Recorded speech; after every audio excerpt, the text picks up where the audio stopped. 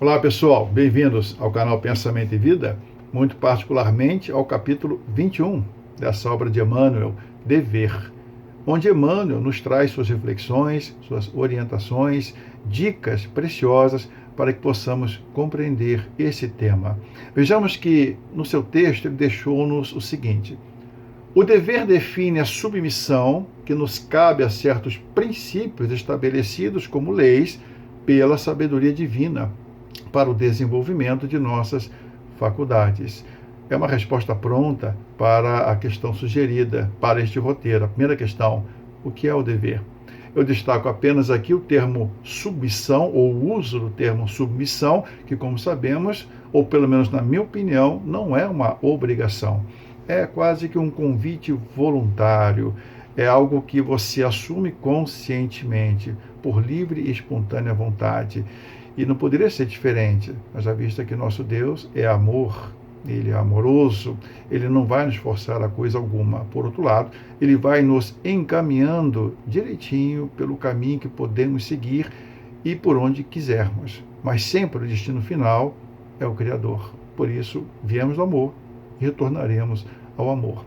Eu também destaco aqui o uso da palavra princípios, estabelecidos como leis. Eu vou então me permitir, para irmos à segunda questão, dar um sinônimo a esses princípios. Eu vou chamá-los de preceitos morais. Questão número 2. Quais são os preceitos morais instituídos por Deus? Vamos recordar aqui o capítulo 8, Associação, em que Emmanuel deixou-nos essas palavras. Estejamos assim procurando incessantemente o bem, ajudando, aprendendo, servindo, desculpando e amando. Não foi o que Jesus fez e disse? Muitas vezes, e muito particularmente, uma certa vez que ele disse num monte, ou numa montanha, como alguns preferem, maravilhoso. Essas dicas nos foram passadas, portanto, há muito tempo. Elas nos ensejam o progresso, nos facultam o bem-estar, estão disponíveis, mas nem sempre as atendemos. Daí a questão número 3. O descumprimento do dever traz consequências apenas aos que o tenham negligenciado. No capítulo 21, Dever, Emmanuel deixou-nos essas palavras aqui. Muitas vezes criamos perturbações na linha das atividades que o Senhor nos confia, e não apenas desconjuntamos a peça de nossa existência, como também colocamos em desordem muitas existências alheias. Não bastasse nos prejudicarmos, acabamos também por prejudicar outros que nos cercam. E a recíproca, evidentemente, é verdadeira.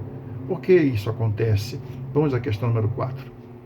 Por que a inobservância do dever continua a ser algo tão corriqueiro, mesmo entre os que já lhe sofreram os efeitos? Por que a insistência?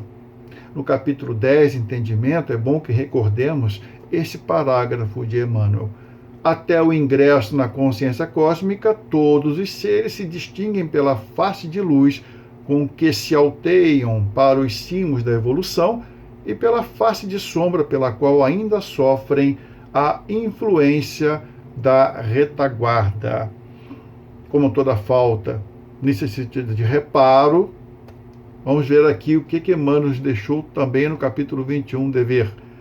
É dessa maneira que recebemos, por imposição das circunstâncias, a esposa incompreensiva, o esposo atrabiliário, o filho doente, o chefe agressivo, o subalterno infeliz, a moléstia pertinaz, como tudo isso e mais alguma coisa, como gleba espiritual para esforço intensivo na recuperação de nós mesmos. Dá aquela impressão de que, nossa, está tudo errado, essa vida é puro sofrimento, não é possível ser feliz assim. Daí, nossa questão de número 5. As expiações terrenas devem ser vistas tão somente como punições impostas aos descumpridores da lei da vida. Em outras palavras, aqueles que não se submetem aos princípios estabelecidos pela sabedoria divina são condenados a viver eternamente na dor, no sofrimento? Questão número 6. É possível ao infrator ver-se dispensado de quitar suas dívidas perante a justiça divina? Vejamos aqui uma passagem dos Atos dos Apóstolos, muito conhecida inclusive, em que Pedro e João ali estavam e foram interpelados por um coxo que sempre era levado ali ao templo, né, para pedir esmola, etc. E foi quando Pedro não tinha dinheiro e disse ao coxo, ao aleijado, enfim, né? Olha, eu não tenho prata nem ouro, o que tenho, isso te dou. Nessa mesma passagem dos Atos dos Apóstolos, no capítulo 3, portanto, mais à frente, a recomendação de Pedro foi a seguinte: arrependei-vos, pois, e convertei-vos, para que sejam apagados os vossos pecados, de sorte que venham os tempos de refrigério, isto é, de consolação, de alívio, da presença do Senhor Deus. Então, Deus está em nós. Somos nós que, vez por outra, insistimos em meio que deixá-lo de longe, mas ele jamais se afasta da nossa presença. Agora, para percebermos que podemos sim ser felizes, a vida não é sofrimento, a vida é aprendizado. Porém, a dor faz parte do nosso aprendizado. Não é assim? Questão 7.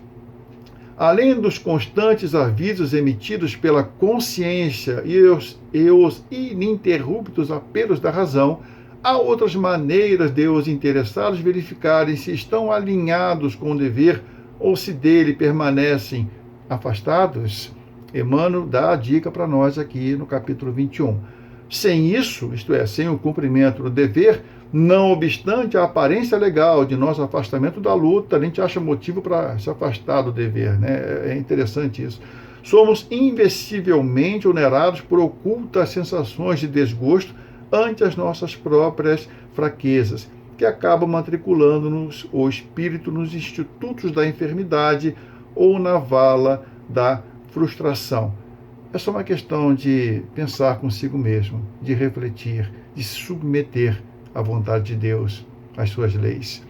Não é difícil não, gente, embora exista um esforço de nós outros. A gente se vê em breve para tratar do roteiro propriamente dito. Fiquem com Deus.